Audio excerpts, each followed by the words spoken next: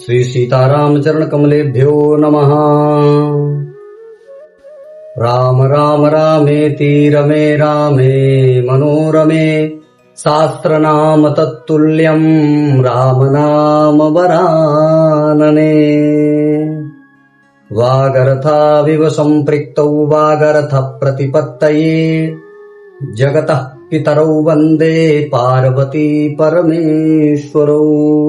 श्री रामचरितमानस में एक बहुत ही अच्छा प्रसंग आज लेकर के आए हैं, नारद मोह भंग। इसमें मानस जी की क्या महिमा बताई जाए, बहुत ही रोचक प्रसंग, ज्ञानमय और सीखने को बहुत कुछ मिलता है इस प्रसंग में।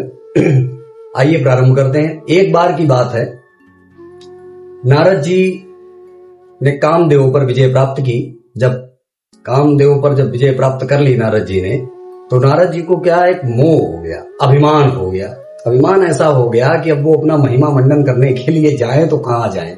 होता है आजकल, ये प्राय है कलिकाल में, थोड़ा सा कुछ हम लोग कोई काम ऐसा श्रेष्ठ कार्य कर लें तो उसको जब तक 50 लोगों के पास हम लोग बता नहीं देते हैं कि जिससे ये लोग हमारी महिमा मंडन करें, तब तक पचती नहीं है वो ख्याति या वो पद या वो प्रतिष्ठा। ठीक इसी तरीके से नारद जी के साथ घटना हुई। नारद जी को जब ये सब माया प्रभु की ही बनाई हुई थी, क्योंकि नारद जी क्या करने वाले थे ये सब नारायण को पता था।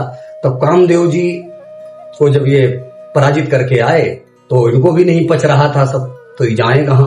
तो सबसे पहले देवराज इंद्र के पास नारद जी पहुंचे।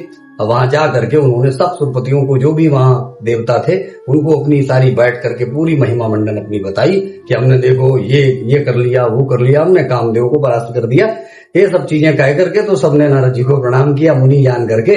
लेकिन एक चीज तो जान गए कि इनके अंदर यह जो एक छोटा सा बीज अंकुरित हुआ है अभिमान रूपी, या गलत है, ठीक नहीं है ये। क्योंकि हरिस्मरण करने वाला व्यक्ति कभी अभिमान से ग्रस्त हो ही नहीं सकता। अगर हो गया तो ये मान के चलिए कि वो अभिमान दूर करने के लिए नारायण को ही कोई न कोई लीला करनी पड़ेगी। ठीक इसी तरीके से जब मुनि, रामचरितमानस में तुलसीदास जी लिखते हैं, मुनि सुशीलता आपनि करनी सुरपति सभा जाई सब बरनी। इसके बाद नारद जी देवराज इंद्र को सब महिमा मंडन करने के बाद कहां पहुंचे? इसके बाद कैलाश पर्वत पर गए भगवान शिव के पास। तब नारद गवने शिव पाही जिता काम अहमिति मन माही। इंद्र के पास जाने के बाद भगवान शिव के पास जब नारद जी पहुंचे अपनी महिमा बताने के लिए, हालांकि शिव जी ने तो पहले ही कामदेव जी को भस्म कर दिया था, तो उनके सामने क्या महिमा वर्णन करेंगे, लेकिन फिर भी नारद जी को पच नहीं रहा था तो करे भी क्या। तो नारद जी कैलाश पर्वत पर जाकर के शिव जी को बताने लगे अपनी महिमा सारी। महिमा बताने के बाद बड़ा प्रसन्न हुए शिव जी, बोले वाह वाह वाह, बड़ा काम कर दिया आपने मुनि जी। क्योंकि वहां पर थोड़ा सा तो सही तो करना ही था नारद जी को, क्योंकि इतना बड़ा काम किया नारद जी ने। फिर इसके बाद, क्योंकि एक तो उद्देश्य नारद जी का ये था ना कि वहां पर शिव जी को बताने के उद्देश्य गए थे ना कि हमारी आप महिमा मंडन सुनिए। तो शिव जी ने ये एक सुझाव जरूर दिया कि श्री हरि माने नारायण के पास बिल्कुल भी मत जाना। वहां जाना भी तो अगर कदाचित ये विषय उठे भी तो इस विषय को दुरायो, माने इस विषय को आप वहां कहना नहीं। तिमि जनि हरि ही सुनायो कबहू चले प्रसंग दुरायो तब वहां इस प्रसंग को छोड़ देना। अब नारद जी को क्या था, नारद जी चल दिए। नारद जी को तो एक इंडिकेटर मिलना था। इंद्र के पास इंडिकेटर मिला शिव जी को, शिव जी के पास आ गए।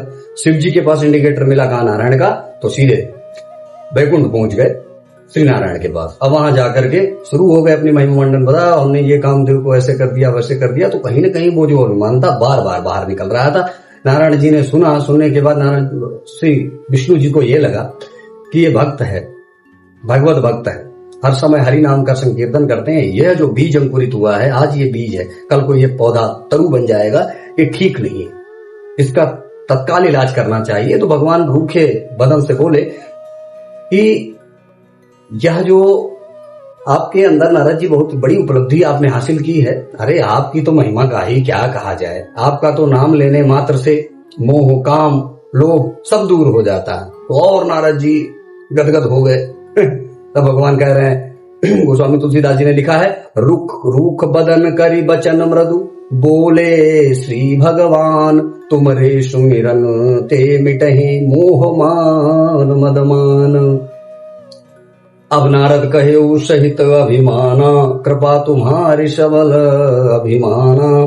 श्रीपति निज माया तब प्रेरी सुनहु कठिन करनी ते केरी। नारद जी वहां से चल दिए।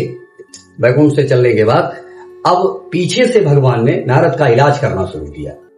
तत्काल प्रभाव से उन्होंने अपनी माया को बुलाया, माया से कहा कि जाइए और एक 7 योजन माने 400 कोस का एक बढ़िया एक राजनगर तैयार करवाया, जहां जाकर के नारद जी जा ही रहे थे वहां। तो नारद जी ने उस नगर को देखा। जब नारद जी ने उस नगर को देखा तो वहां पर शील निधि नाम के एक राजा थे और बड़ी सुंदर सुंदर सब नर नारियां थी, वहां पर बसते थे वो लोग। यह देख करके नारद जी को तो बिल्कुल अरे पूछिए नहीं, क्योंकि नारद जी तो ग्रस्त हो गए थे। वहां पहुंचे जब नारद जी, तो नारद जी ने वहां पर देखा शील निधि जो राजा थे, उन्होंने देखा, प्रणाम किया और कहा कि हमारी ये एक कन्या है, विवाह योग्य है, इसका जरा कोई भविष्य बताइए। क्योंकि नारद जी तो यही करते हैं। नारद जी तब कराया माता पार्वती जी को, मैना के यहाँ पहुंच करके वहां भी बता दिया कि इसको ये दूल्हा मिलेंगे, वो दूल्हा मिलेंगे, कुल मिला करके तब जाकर के शिव जी के विषय में वहां चर्चा की। फिर इसके बाद दूल्हा कैसा मिला वो तो मैना जी खुद ही जान रही होगी। ठीक इसी तरीके से यहाँ शील निधि राजा को उनकी विश्व मोहिनी जो पुत्री है उसके विषय में भी महिमा मंडन कर रहे हैं कि जो भी इसका वर वर्ण करेगा, जो भी इसको वर्ण करेगा वो अजर अमर हो जाएगा और बड़ा मतलब जो है सुलक्षणा बिटिया है। इस तरीके से नारद जी ने सारी चीजें शील निधि राजा को बता करके और वो चल दिए। बिरचेऊ मग महु नगर तेहि सत जो जन विस्तार। श्रीनिवास ते अधिक रचना विविध प्रकार।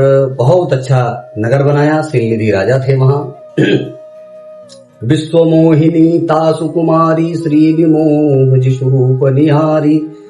सब हरि की माया थी। नारद जी को एक मोह तो हो ही गया, क्योंकि जैसे ही उस कन्या को देखा और उसका जो उन्होंने ज्योतिषी दृष्टि से जो भविष्य का वाचन किया, उससे नारद जी को और मोह हो गया। नारद जी ने कहा अरे भैया ये कन्या हमको मिल जाए, हमको वर्ण करे। अब उस उक्ति में नारद जी लग गए कि कैसे हमको मिले। अब नारद जी विचार ही कर रहे थे।